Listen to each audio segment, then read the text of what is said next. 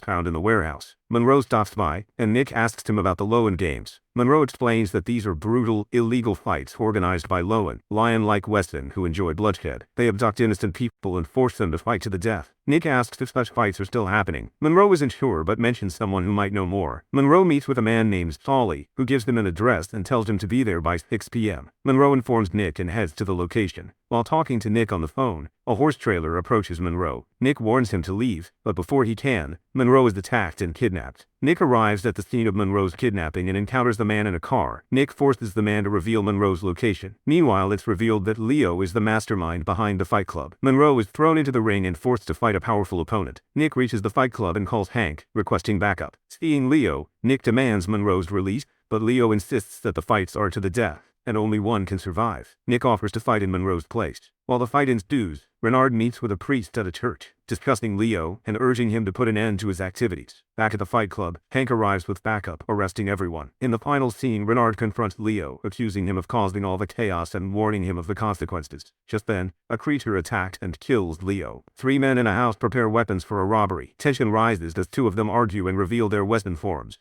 Shakal, jackal-like creatures. Their leader angrily intervenes, warning them to stop fighting or face death. The target is the jewelry store, where the elderly owner, Samuel Bertram, hides in a walk-in safe. He prioritizes securing a small box of coins over anything else. When the robbers break into the safe, they discover Bertram dead, and the coins are gone. Nick and Hank arrive at the scene to investigate. Hank shares a personal connection to the jeweler, mentioning that he had bought an engagement ring from him in the past. Wu reports that only coins were stolen, suggesting the robbery wasn't random. Meanwhile, the robbers grow increasingly frustrated when they realize the coins they wanted are missing. The leader accuses the others of hiding them and decides to return to the crime scene. Back at their house, the 2 remaining robbers are ambushed by a tall Steinadler, an eagle-like creature. The Steinadler manipulates them into shooting each other. The leader, now the sole survivor, revisits the jewelry store but still doesn't find the coins. Nick spots him shifting into his Shakal form and chases him, but the robber escapes. Security footage reveals the robber's car, and Wu tracks down its license plate. At their hideout, the leader confronts the Steinadler, revealed to be Farley Colt. The 2 have been searching for the coins for years. Farley warns the leader about the coin's dangerous power, explaining that it makes people act irrationally. During the autopsy, Harper finds the missing coins and notices one bears the swastika. She struggles to explain Bertram's death, as gold alone shouldn't have caused such a reaction. Despite Harper's warnings, Hank insists on taking the coins. Soon after, the robber's car is found outside the house. Hank's sudden aggression worries Nick, but they continue the investigation. Inside, they arrest Farley, but the last robber escapes. Hank's erratic behavior intensifies, and later a patrolman is found dead at the scene. At the police station, Farley cooperates with Nick and explains the story of the coins of Zakynthos. Made in ancient Greece, the coins have been passed through different empires. They give their owners great charm and power, but also twist their thoughts and corrupt them. Farley warns Nick about the coins' danger, saying that only Grimms can resist their effects. He also hints at a Grimm's murder 18 years ago, and mentions a woman raising her nephew, suggesting a connection to Nick's family. Meanwhile, Renard, now holding the coins, falls under their spell, and begins to have grand and unrealistic ideas about himself. Soledad Marquesa, the escaped robber, threatens Harper to learn where the coins are. Nick later uncovers Farley's connection to Aunt Marie, and learns Farley was once engaged to her, and involved in the events surrounding Nick's parents' death. In a tense showdown, Nick, Hank, and Farley confront Marquesa as he tries to attack Renard. Marquesa is killed before revealing more about Nick's past. Farley escapes,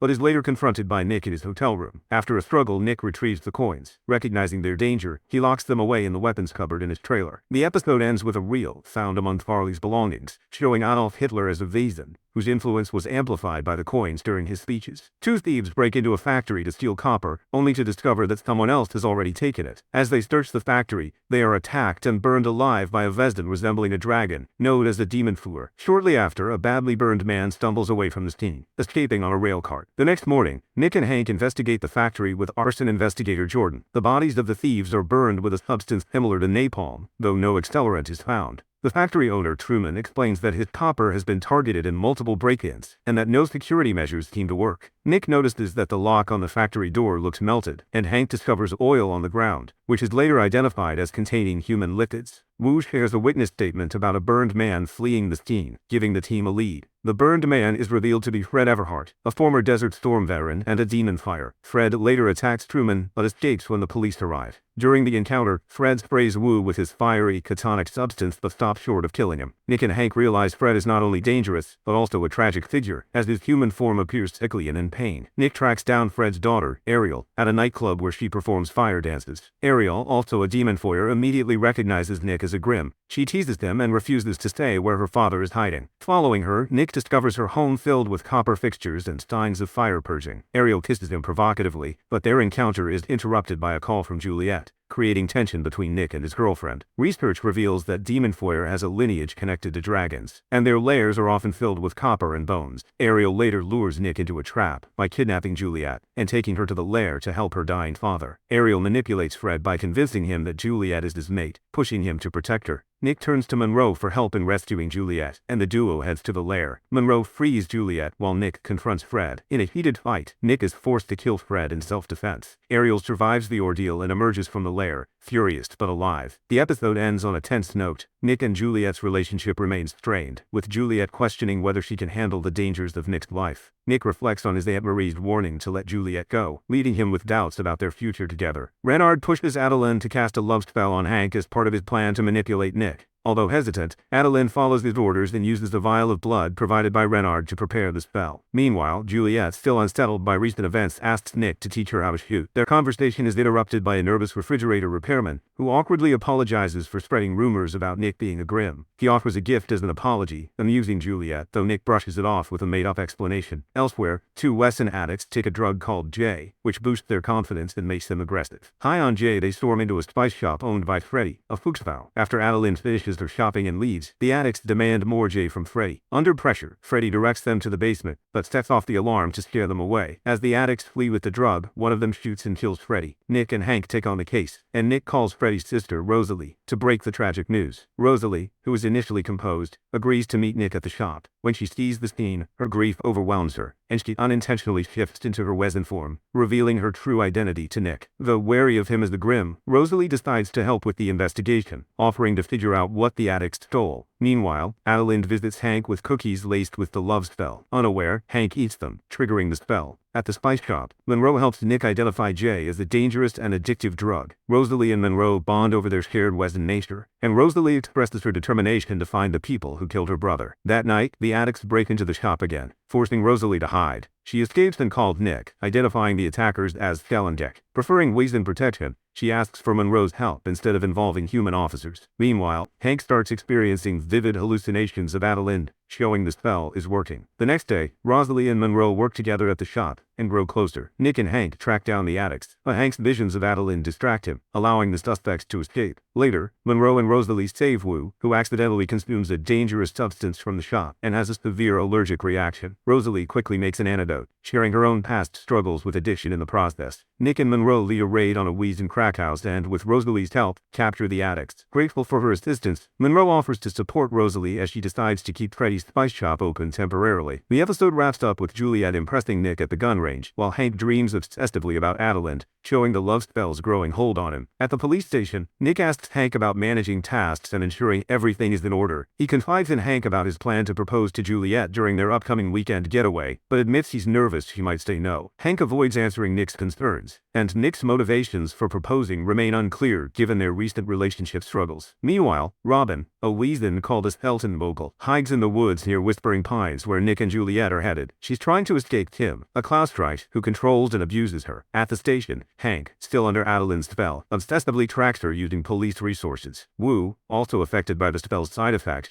begins acting strangely, even eating paperclips. Nick and Juliet reach their cabin and stop at Robin's house for directions. When Tim answers the door, Nick notices his hostile attitude and the Wesson transformation. Juliet is also unsettled by Robin's fearful appearance. Later, Juliet witnesses Tim forcefully pulling Robin back inside, and Nick calls the local sheriff for help. Unbeknownst to them, the sheriff is Tim's cousin and part of the abuse. Inside, Tim is forcing Robin to ingest a strange mixture to make her produce a valuable golden egg in her throat, a unique trait of Steltenvogel Wesson. Back in the city, Hank's obsession with Adeline grows and he starts stalking her, even threatening a visitor at her apartment. Meanwhile, Nick consults Monroe and Rosalie, who explain the rarity of Robin's Wesson and the high value of the golden egg. They warn Nick that once the egg is taken, Robin Robin will no longer be of any use to Tim. At Whispering Pines, Nick and Juliet see Robin trying to escape after drugging Tim's tea. Nick follows her into the woods but arrives too late. Tim catches her and drags her back inside. When Nick confronts Tim, he rescues Robin and takes her to his cabin, where she reveals the sheriff's involvement. Tim and the sheriff soon storm the cabin, forcing Robin to run into the woods. Nick chases after her, while Juliet hides. In the woods, Robin collapses and begins expelling the egg. With Rosalie and Monroe guiding him via FaceTime, Nick performs a makeshift procedure to safely remove the golden egg. Tim and the sheriff arrive demanding the egg. Nick distracts them by throwing the egg into the air, subduing the sheriff while Tim escapes. During the chase, Tim trips, and the egg shatters, leaving him devastated. Nick arrests him. Back at home, Nick finally proposes to Juliet, but she turns him down, citing his emotional distance and secrecy. Meanwhile, Hank goes on a date with Adalind, and the spell grip on him tightens. In the trailer, Nick searches for something the mysterious key might fit. Frustrated, he accidentally spills ink on the key, revealing hidden engravings when he presses it to paper. Meanwhile, Renard is held at gunpoint by Woolsey, a subordinate of his cousin, Anton. Taken to an abandoned building, Anton demands the key, and warns Renard that their family will retrieve it by force. He fights back, killing Anton and Woolsey, asserting control over the situation. Later, Nick and Juliet head to a double dinner date, where Nick is shocked to see Adalind with Hank. Adalind plays the perfect date, charming Juliet, while Nick struggles to hide his discomfort. When Adalind excuses herself to take a call, Nick follows and warns her to stay away from Hank. She dismisses his concerns, insisting her relationship with Hank is genuine. After a tense exchange, Nick vents his frustration, but Hank interrupts with a call about a new crime scene. Elsewhere, Renard visits Catherine, who asks if her debt will be cleared once Adalind's plan succeeds. Renard assures her that rewards will come to those who help,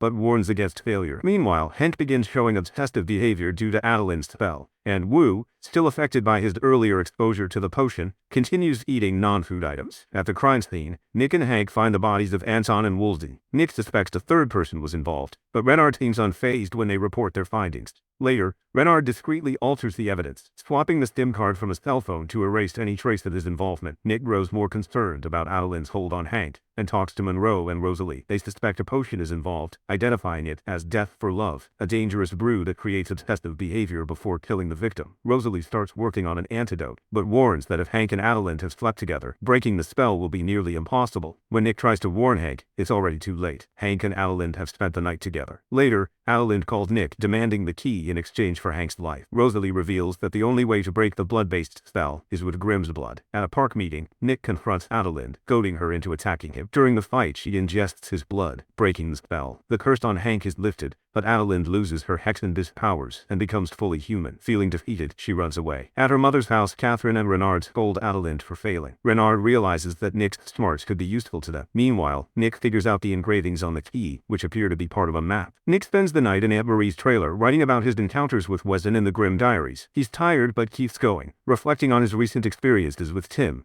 the Claustrich, and Claire. Meanwhile in Washington, a Weasden on the run transforms and hides, narrowly escaping a tracker. Soon, a second Weasden arrives, sniffing the air and tracking the first one. The CIA logo on a pillar hints at something bigger going on. In St. Louis, the fleeing Weston, Ian Harmon, contacts someone about catching a bus to Portland. A tracker bursts into his room, and Ian kills him in self-defense. Before he dies, Ian notices the mark on the tracker's hand, 2 interlocking diamonds. The next day, another tracker finds Ian's note and follows him to Portland. At a bus depot, Ian narrowly escapes another attack, but he's injured and loses his backpack. In Portland, Renard comes home to find the new tracker, Edgar, waiting for him. Edgar works for the Virat, a group connected to the 7 royal families, and he's hunting Ian, a leader of the resistance. He pressures Renard to help, threatening consequences if he refuses. Renard doesn't like Edgar's authority but agrees to cooperate. The next morning, Hank, now clear-headed, picks Nick up for work. Hank is relieved that his relationship with Adalind is over, and he mentions how strange it was to wake up with Rosalie and Monroe in the room. They discussed a shooting at the bus depot, where Wu gives them details, including a witness who describes Ian's backpack. At the spice shop, Ian finds refuge with Rosalie, but she attacks him at first, only to realize he's a former lover and leader of the resistance. Despite his injuries, Ian refuses to go to a hospital, fearing the Virat. Rosalie calls Monroe for help,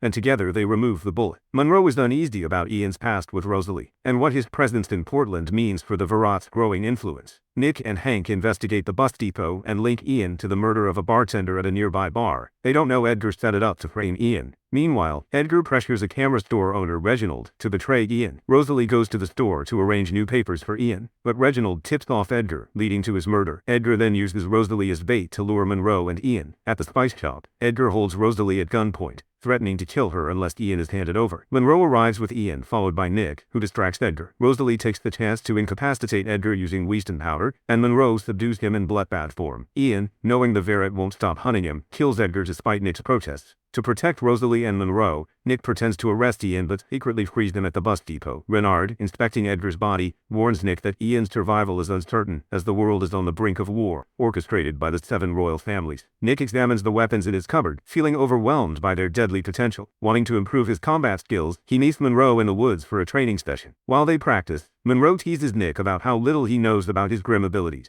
but the session is also a chance for them to bond. Meanwhile, at a construction site under a bridge, Robert, an Eisviber, refuses to pay protection money to Sal, a Hasplik troll, Wheeston. In retaliation, Sal drowns Robert in a vat of cement. Arnold, a construction worker, witnesses the murder and narrowly escapes when Sal spots him. That night, Arnold seeks refuge with his fellow Eisviber, John, and tells him what happened. However, Arnold is too scared to come forward, worried about Sal's wrath and the Haslich's control over their community. The next morning, Nick and Hank investigate Robert's murder. They trace the 911 call to Arnold, but find his home empty. Nick recognizes Arnold in a photo with Bud, the refrigerator repairman, and another Eisviber he's met. Nick visits Bud, who explains that Eisvibers often pays the Hasplik to avoid conflict, and warns that Sal controls all bridge construction in Portland. Bud agrees to help Nick find Arnold. At home, Juliet pushes Nick to invite Monroe to dinner to thank him for saving her life. Monroe is excited but nervous, as neither he nor Nick can fully explain their friendship without revealing the truth about Wesson. Over dinner, they try to cover up their story, blending bits of truth with lies, but Juliet is left bemused, though she appreciates Monroe's charm.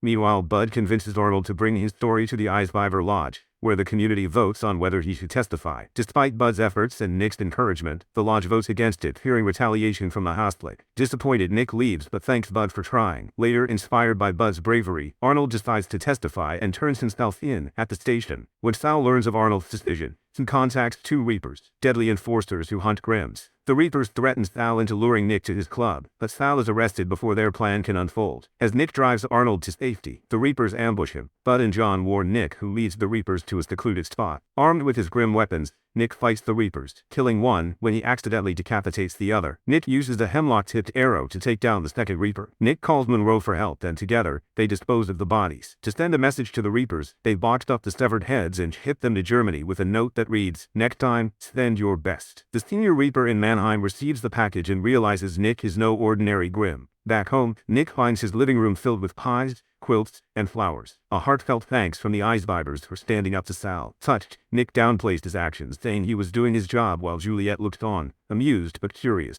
Images of Arthur and Lucinda, a joyful couple on their wedding day, are displayed. However, things quickly take a dark turn when Arthur loses his money after an investor named Atikoff steals it. Desperate, he seeks help from Spencer, his wife's godfather, and later turns to Lucinda's stepmother Mavis for financial assistance, but she refuses. Tensions rise when Spencer transforms into a bat-like Wesson, a Murcielago, and soon after, Mavis is found dead at the bottom of the stairs, her body showing signs of an attack by a creature. Nick, still haunted by the deaths of his parents, discusses the case with Juliet and agrees to dig deeper. The next morning, Mavis's daughters, Tiffany and Taylor, find her body. The investigation reveals no signs of forced entry, but broken glass and blood suggest a struggle. Mavis had recently spoken about Arthur's financial troubles and had been suspicious of him, thinking he might be hiding something. Spencer is also tied to the case, as Mavis had always disliked him despite his long-standing presence in their family. Juliet contacts Arnold Gubster, a detective from Nick's parents' case, to get more information about an accident that was later reclassified as a homicide, with 4 suspects, 3 of whom Nick recognizes. Meanwhile, Nick and Hank investigate Arthur and Lucinda but find no clear evidence linking them to Mavis's death.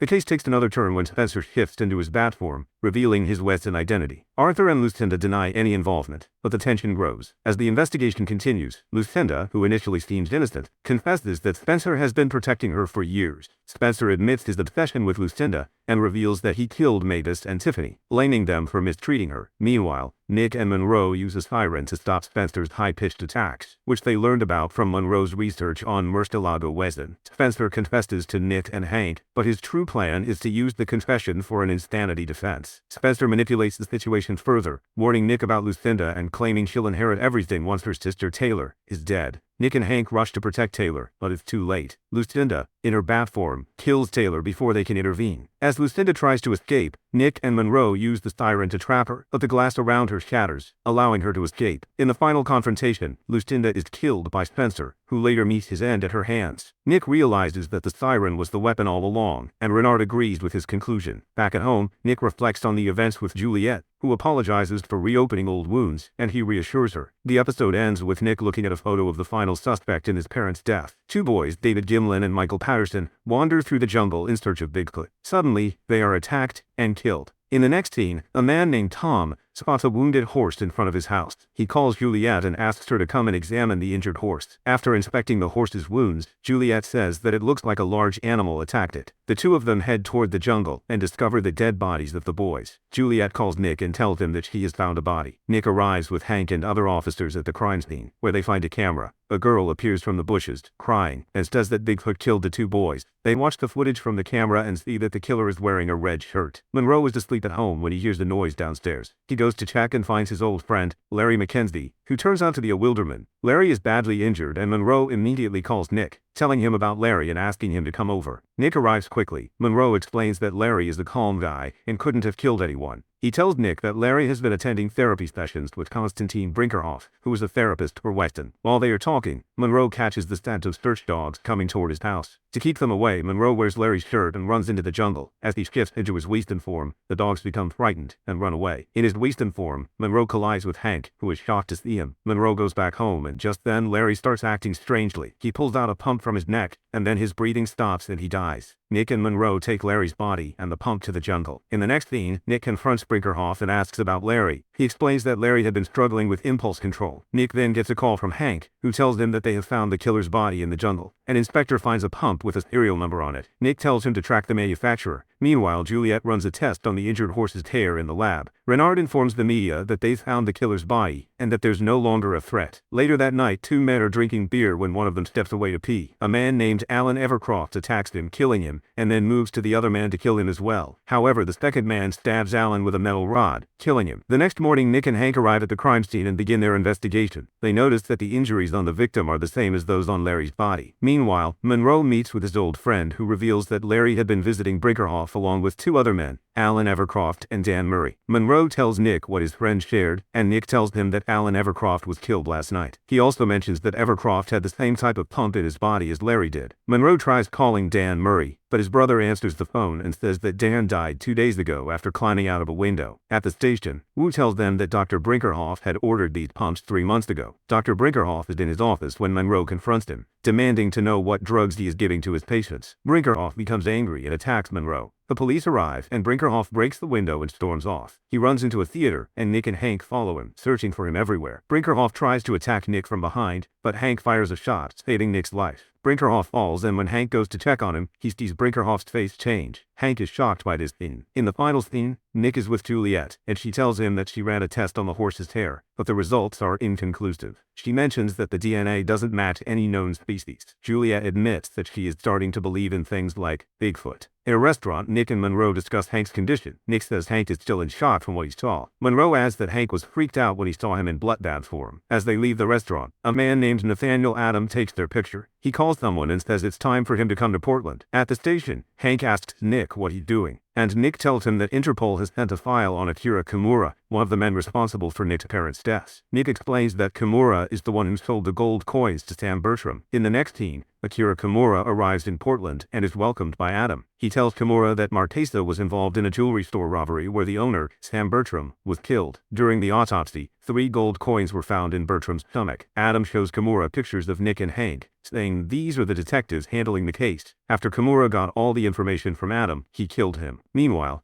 Adeline takes her cat to Juliet, who attacks her.